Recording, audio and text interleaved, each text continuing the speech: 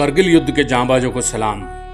किन विपरीत परिस्थितियों में करगिल के ये हीरोज ने पाकिस्तान को खदेड़ा था। भारत की भूमि से एलओसी पर जिस तरीके से आकर उन्होंने हमला किया था, जिस तरीके से आकर उन्होंने कब्जा करने की कोशिश की थी और जिस तरीके से भारतीय फौजियों ने उन्हें खदेड़ा था, उसकी कल्पना पाकिस्तान कभी सपने में भी नहीं कर सकता था और आगे भी शायद कभी नहीं कर पाए। एक गोली का जवाब 10-10 गोली से दिया। एक भारत का फौजी शहीद हुआ तो बदले में उसने 10-10 फौजियों को, पाकिस्तान को मार गिराया। सलाम है हमारे करगिल युद्ध के उन फौजियों को।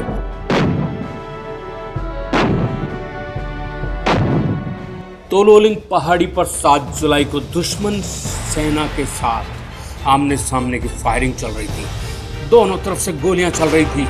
पहाड़ी पर बर्फीली हवा थी और ऑक्सीजन की बिल्कुल कमी हो चुकी थी, लेकिन भारतीय जांबाजों ने पीछे कदम नहीं हटाया बल्कि आगे कदम बढ़ाते गए।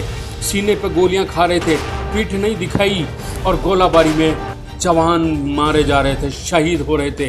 पीने को पानी नहीं मिल रहा था।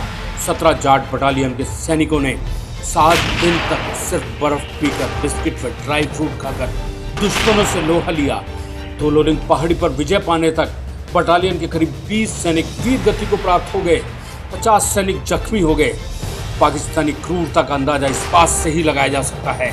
किसी के पैर, किसी की आंख तो किसी के हाथ तोड़ दिए गोलाबारी से, लेकिन भारतीय फौजों के हौसले को पाकिस्तानी सैनिकों में तोड़ने में दम नहीं था और पाकिस्तान के सैनिकों को मुंह तोड़ जवाब दे रहे थे। घायल अवस्था में भारतीय फौजी, पेट में गोली लगने के कारण छाबरमल पूनिया की हालत भी खराब हो रही थी, लेकिन उन्होंने हिम्मत नहीं हारी। बर्फ पर रेंगते हुए 1 किलोमीटर दूर मेडिकल कैंप में पहुंच गए और किसी तरीके से उस घटना की सारी सूचना दी और भारतीय फौजी जिस तरीके से शहीद हुए हैं उसकी जानकारी दी।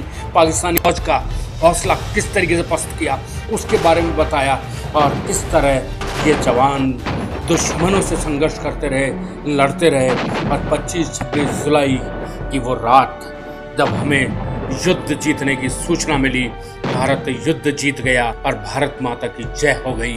वंदे मातरम फिर खिल उठा और जन गण मन का वो गायन सुबह पर यूं चढ़ उठा फिर और तिरंगा लहराने लगा।